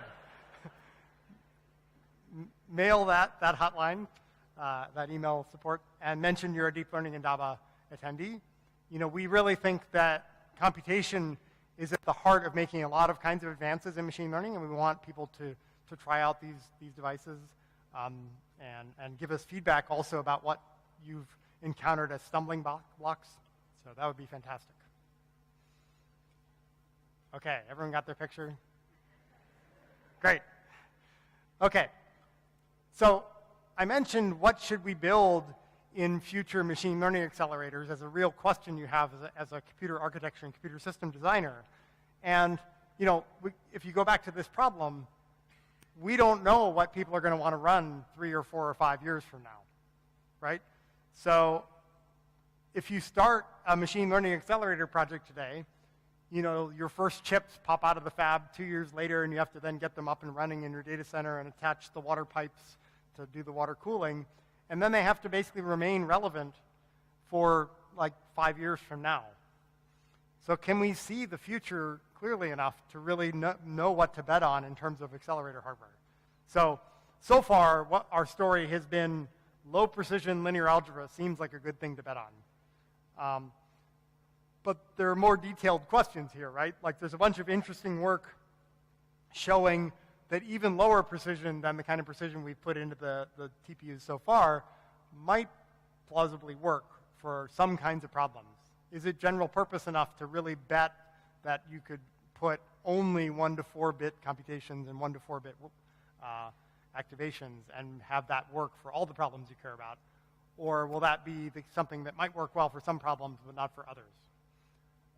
Sparsity, dynamic routing like the mixture of experts work that I showed. How should that enter into a training system? Is that something you can just handle in the software layer? Are there some kinds of architectural support that might be helpful for that would make those kinds of models more amenable? Batch size is something that heavily influences how you think about the kinds of computations you're running. If you're just doing data parallelism on sort of bigger and bigger slices of these pods, at some point you get to very, very large batch sizes. You know, batch sizes of 128,000 or 256,000 examples. And sometimes your convergence rates then don't converge as fast as you might like. So can we have better optimizers than SGD? Maybe second order methods are more amenable to making better progress with much larger batch sizes. Maybe batch size 1 would be interesting, because then you kind of don't have this extra complexity of another mini batch kind of computation. You just would express things in terms of single element things, which might be easier for people to reason about and might be easier to build systems that can handle. But unfortunately, then you don't get the nice reuse property that batch sizes of 128 give you. You load in the weights from memory and get to then reuse them for 128 examples rather than just one. So these are the kinds of questions you're thinking about when you're designing these sorts of hardware systems. Okay, speaking of systems, so machine learning for computer systems is an emerging and hot area, and I think there's all kinds of potential in this space. So what do I mean? So if you think about traditional computer systems, things like operating systems or compilers or storage systems, they're loaded with heuristics, right? They have handwritten rules for all kinds of decisions. In an operating system, which process should I schedule next? In a storage system, should I insert this data I just read from disk into a cache or not? And those heuristics have to work in the general case, right? Like, you have to be pretty good on average. They're handwritten rules that can't take into account a lot of extra information that might be available. And really, there's a few examples of cases where I think we should be looking at the opportunity to use machine learning to help us build better computer systems. So one area is just in using machine learning models, I might have a whole bunch of computational devices and want to use those devices to speed up some machine learning abstract computation I've got. And so for large models, I might want to do something more complex than just simple making copies of that model on many different devices. maybe because the memory in the system doesn't fit. I need to actually spread the system out across multiple devices just to get the parameters of the model to fit in the device's memory. But once you sort of start to look at how can I spread the computation out of a fairly complicated machine learning model, it's not necessarily obvious how to best do that in order to make maximal throughput of your model. So if you think about, say, a sequence-to-sequence model where you want to spread this computation out across maybe 4 GPU cards, it's not necessarily obvious how best to do that, right? Like one approach you might do as a human expert, you might say, well, it's really important to keep the weights just local in that one GPU and have multiple layers, so different layers will go in different GPU cards, so the weights for each layer can stay in the GPU card GPU1 or GPU2, and then I'll just flow the activations along in the computation. That'll be pretty good. So this is what a human expert actually came up with for how to best parallelize this model across 4 different GPU cards. So again, back to our old friend reinforcement learning with a nice reward function, this is actually a good RL problem, right? You can actually have an RL model that looks at a computational graph and makes decisions about where each piece of that graph should be executed. And then in an end-to-end manner, you make a bunch of placement decisions, and you measure how fast does the computation run if I put the computations on the devices this way. And you can then do it again, place it a different way, and measure that. And if you do a few iterations, it actually works pretty well. And unlike AutoML, I'll point out that here what you're trying to optimize for is the latency of a training step in the model. So you don't actually need to run many, many, many steps to converge to accuracy. You just need to run a few steps in order to actually measure the runtime. And so the placement model, right, gets its graph as input. We measure it, and that gives the reward signal. And this actually works pretty well. So we can actually come up with model placements that are pretty non-intuitive. So each color there is a different GPU card, and white is actually the CPU. So it's actually figured out that sometimes you should like interleave some computation on the CPU since it's mostly sitting there idle, and be able to use that. For an inception-like model, it actually comes up with some non-intuitive placements of the different components of the inception visual model. And these are all roughly 20% faster than the best human-designed experts. We then built on that system a bit, and in that first bit of work, we sort of pre-grouped the operations into clumps and then placed the clumps using RL. In the second bit of work, we learned how to clump first as part of the training process. And so in an end-to-end way, we clustered pieces of the computation graph and then placed those clusters. And the clusters were not fixed in this case.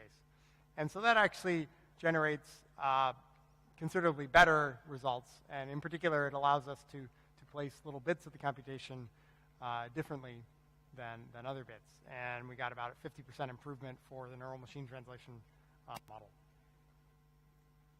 Okay, another area of what you think of as traditional computer systems is the kinds of data structures you find in, say, database systems. You have things like B trees, things like different kinds of hash functions, Bloom filters, and those are all particular approaches to doing indexing of various kinds. And so if you think about what a B tree does, how many of you know what a B tree is?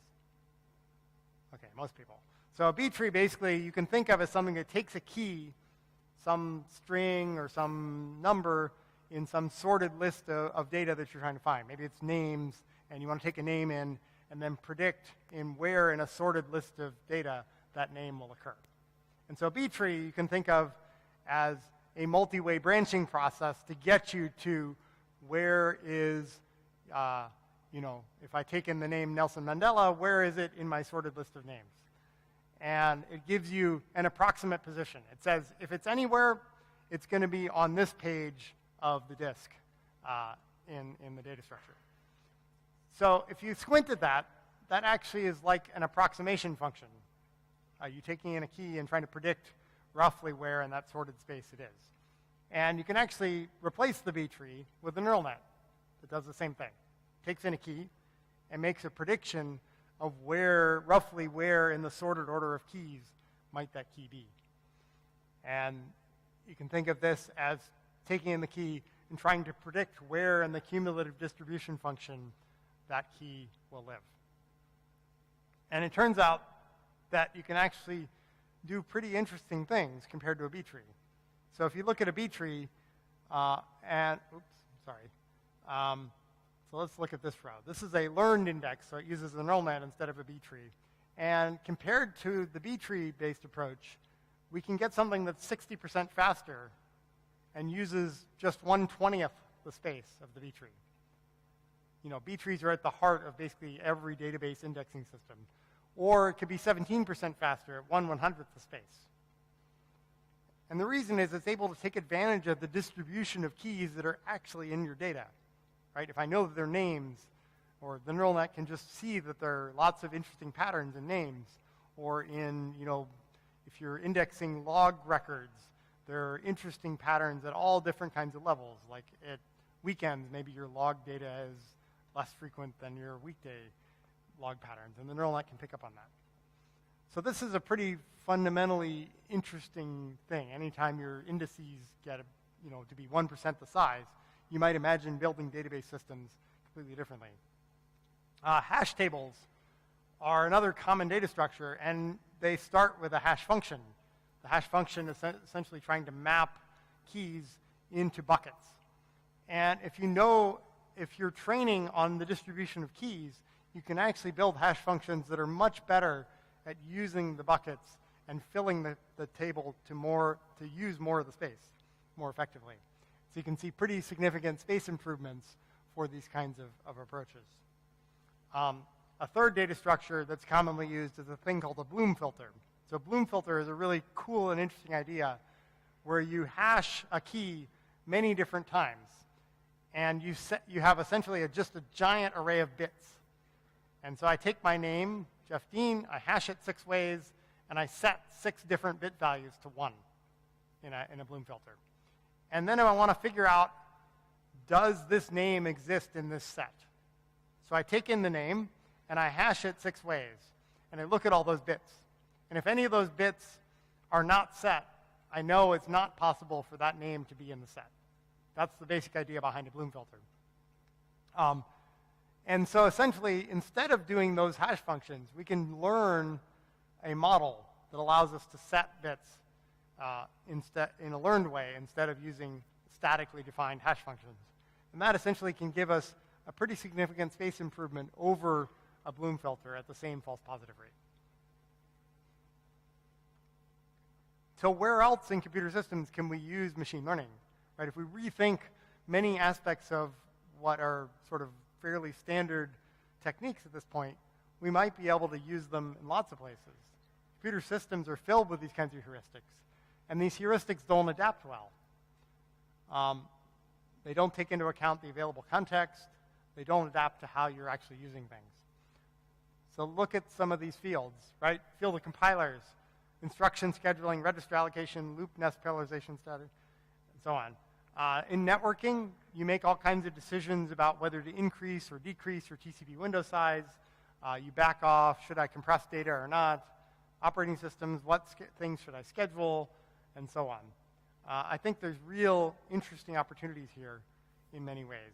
Anywhere we've punted to some user-tunable performance options, so Google internal programs are loaded with these kinds of flags that have all these kind of tunable options, how many threads to use for this or that, or how big should buffer size should you make, so on. Maybe we can meta-learn lots and lots of things. Maybe we can meta-learn computer architectures. That would be cool. And obviously, the keys for success is having some reward function that you can measure and optimize. So I think that's a big opportunity to make computer systems that are actually more adaptive and more responsive to the kinds of ways in which they're actually being used.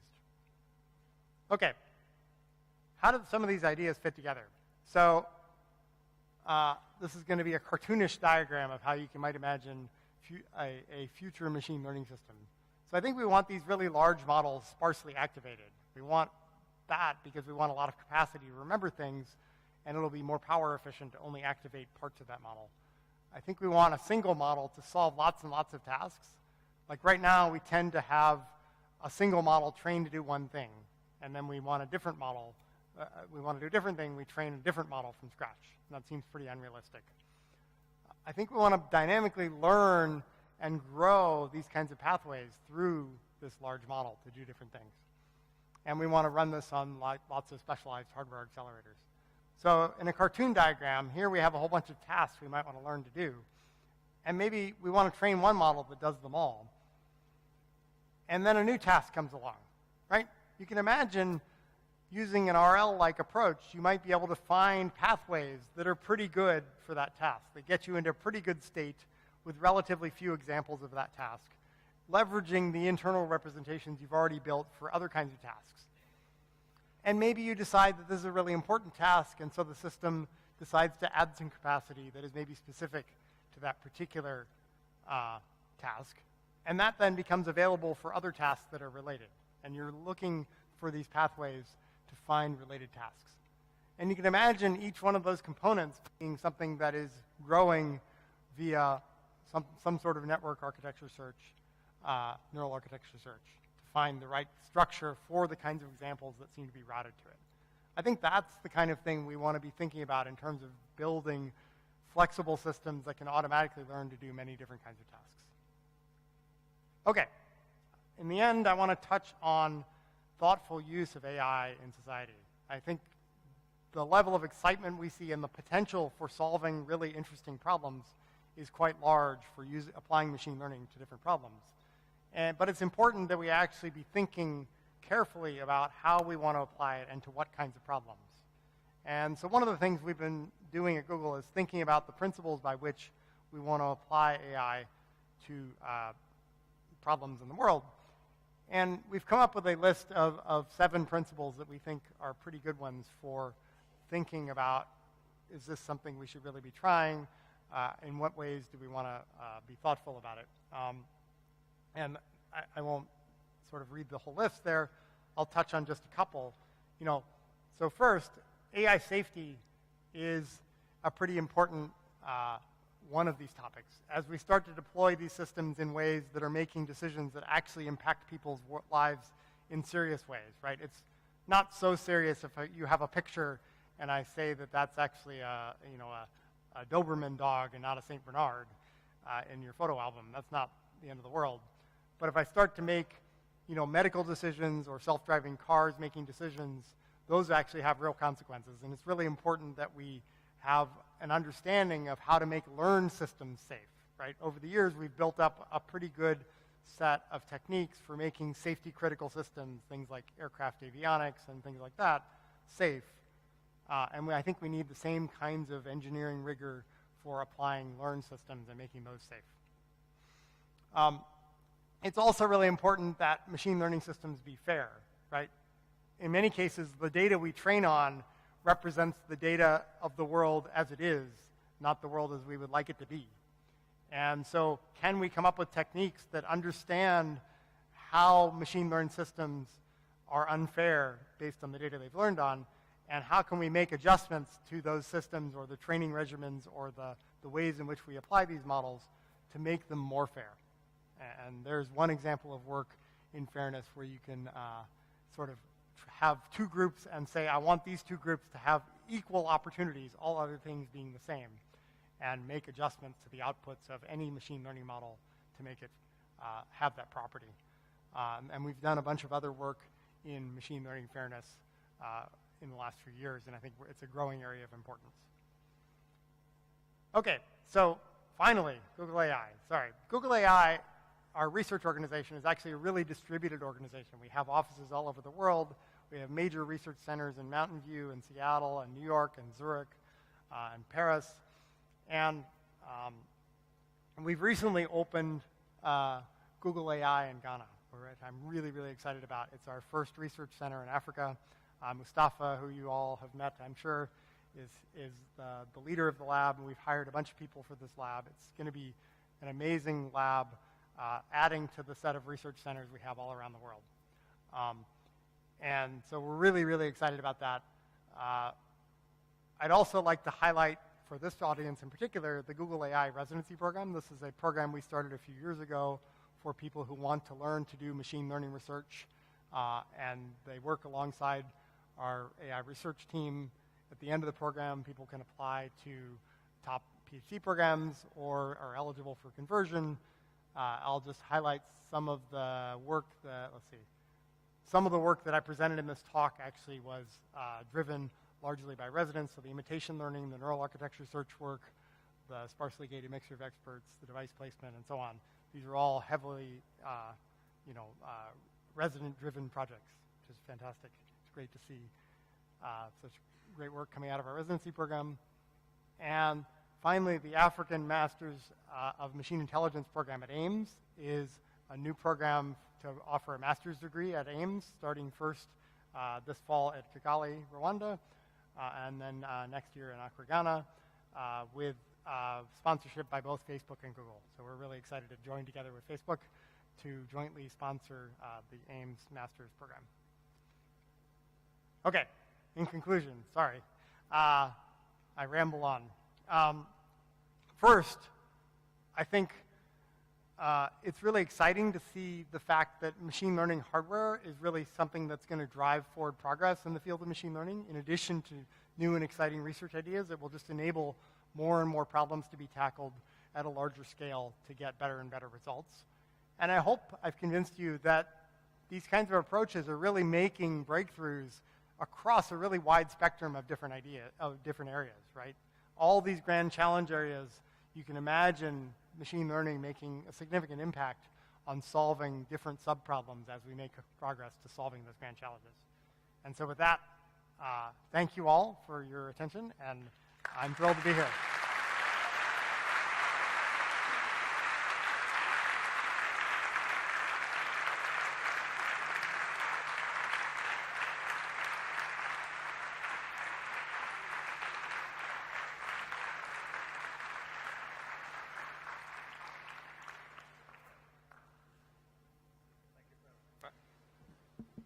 Hi. Thank you so much, Jeff Dean, for that really inspirational talk. We do have a few minutes for questions, so if anyone has a pressing question, we have microphones on both sides of the hall. Please make your way to one of them. And we have a question from Shakir to begin with. Shakir. You can shout. I'll repeat it.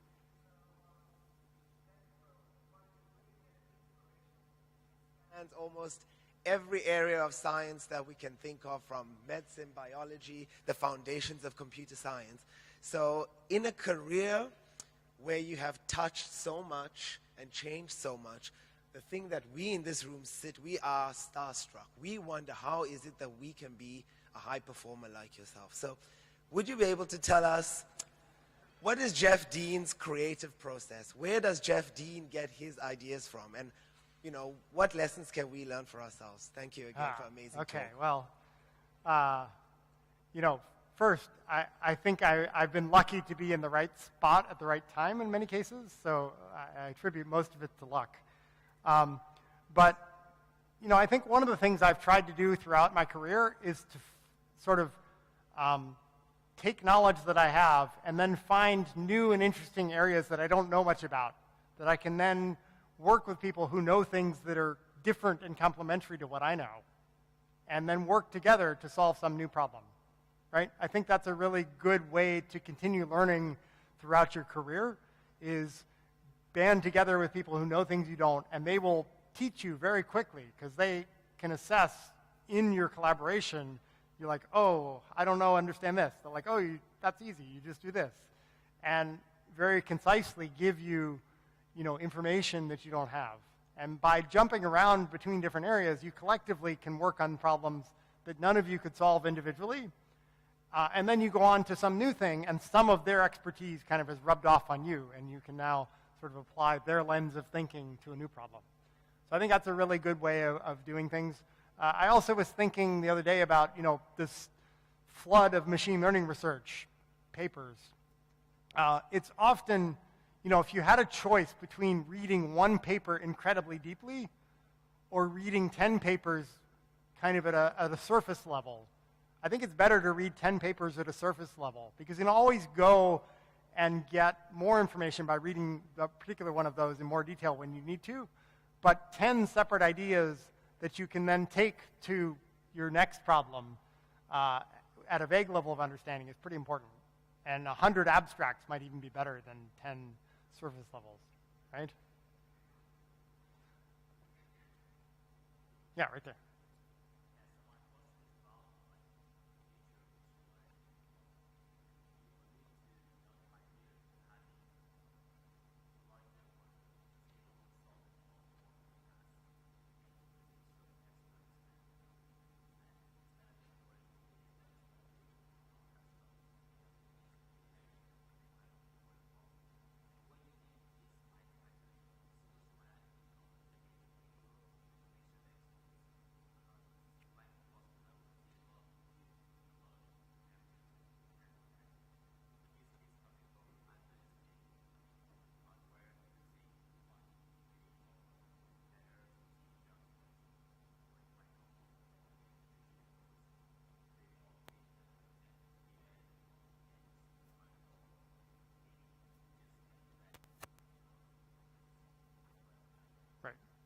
So the question is sort of, in the future, will more computation be more important, or will algorithms be important? I think the answer is both, right? Like, it's clear some of the progress we're making is due to better hardware and being able to tackle larger problems and larger data sets, which improves accuracy, sometimes to the point of making something that isn't practical suddenly become practical.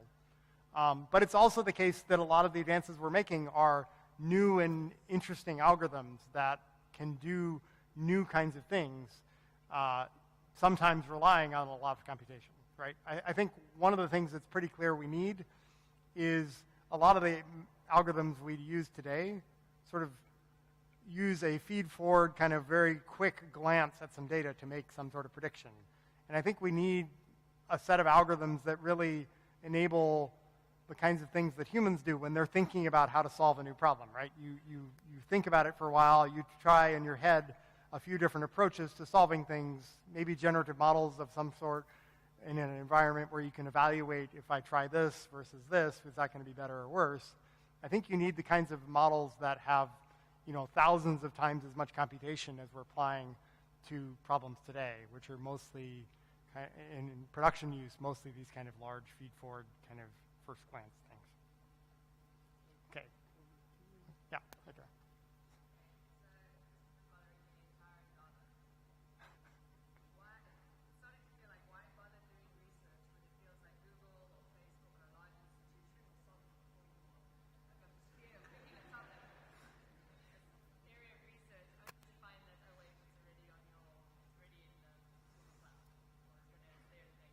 Right. So the question is, there are large institutions that are investing a lot in machine learning research and have a lot of researchers on staff and so on. How do you navigate that in a smaller institution? It's a very legitimate question. I think, in my career, I've seen this happen in a few other subfields. So in the early stages of my career, the most interesting distributed systems work was always done in academia, because industry didn't really care about running things on lots of computers. It mostly focused on relatively small scale kind of things. And an industrial or an academic research lab that had maybe a rack of 15 or 20 machines was really on the cutting edge of doing, really interesting distributed systems research. And they encountered problems there that were encountered first there.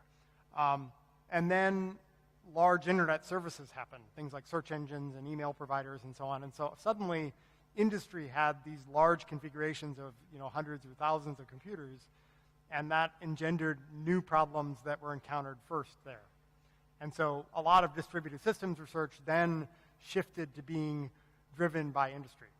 And now the lesson here is, it was important. There's still fantastic research being done in distributed systems in academia, but you want to pick the problems carefully where you're not at a disadvantage from having, large scale or something like that those things have.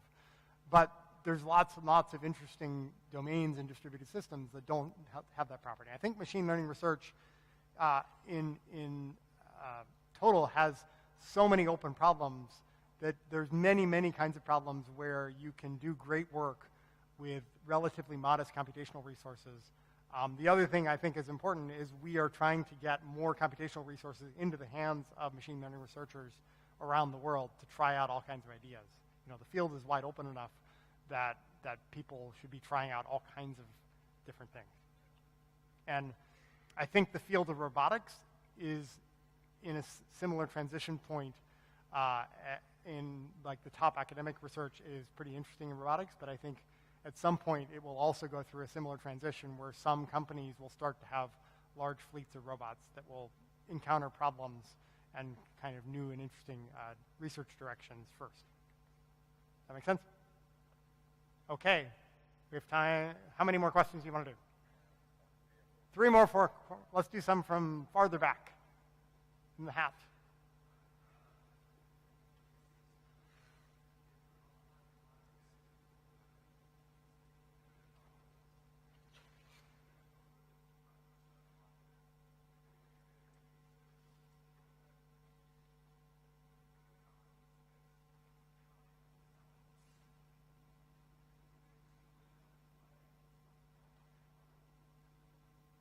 Is your worry that we will sort of bias the kinds of algorithms we use to the ones that work well on the hardware we've designed and maybe cut off a branch of research that could be interesting learning algorithms that happen to not run well on the hardware of today? Or is that the basic worry?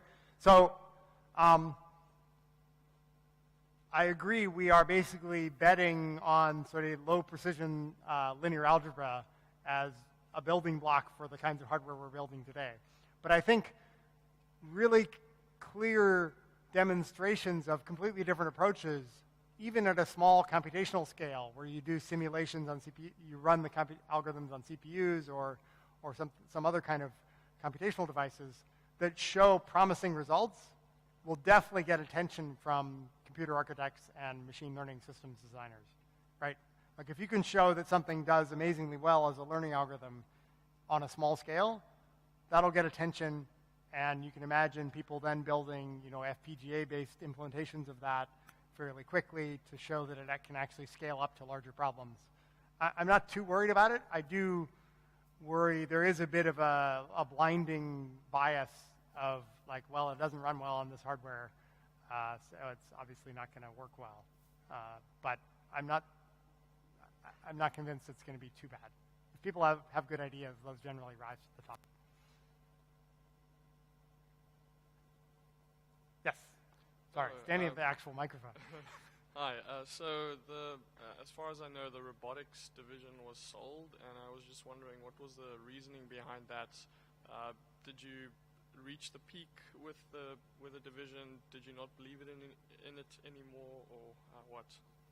So Google actually purchased 7 robotics companies within a span of 2 weeks, about 4 or 5 years ago, and I think you're alluding to Boston Dynamics, which is one of those 7. So we have a pretty active robotics research program in Google Research.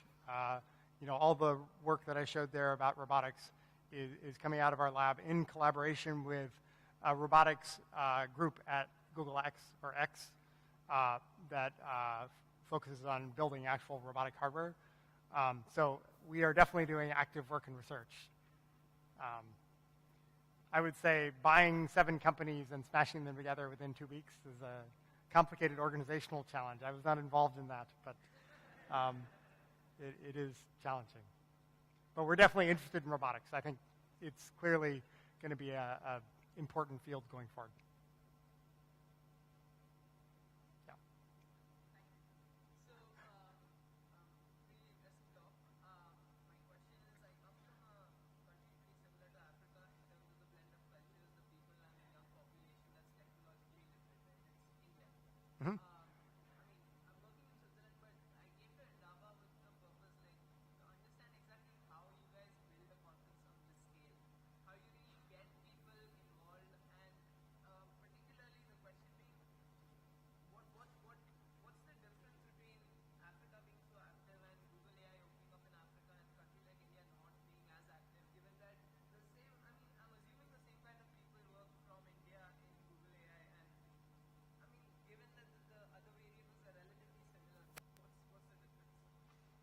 Right. So I'm merely an invited speaker, but I think the Indaba, the Indaba organizers have done a really good job of taking, clearly a bunch of passionate people excited about machine learning and sort of building them into a community that supports and extends itself by finding other people with similar interests and extending that community.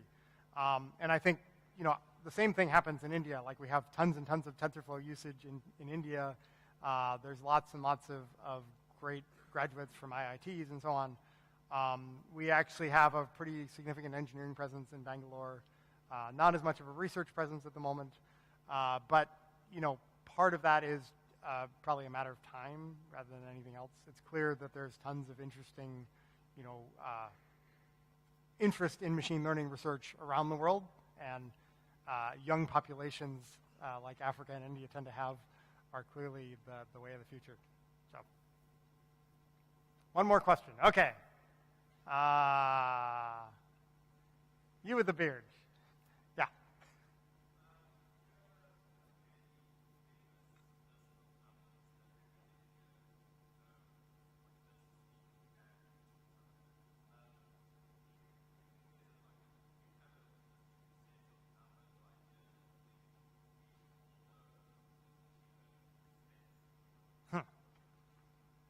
I have not thought about that, but they're probably, I think the nice thing about that list of more computer systems-oriented numbers is they're very tangible, measurable things that are easy to keep in your head. I think there may be an equivalent for machine learning things, but I don't know it off the top of my head. I think knowing the kinds of problems that machine learning can tackle today, and like all the different kinds of approaches that seem to work well for this or that, probably is an equivalent, but isn't as crisply numeric. Is really like, oh yeah, if I apply this kind of algorithm and I have this kind of ability to measure rewards or results, I'm likely to get success in this environment, but in other things, maybe I don't have that crisp ability. But that's a pretty vague answer, sorry. All right, thank you all very much.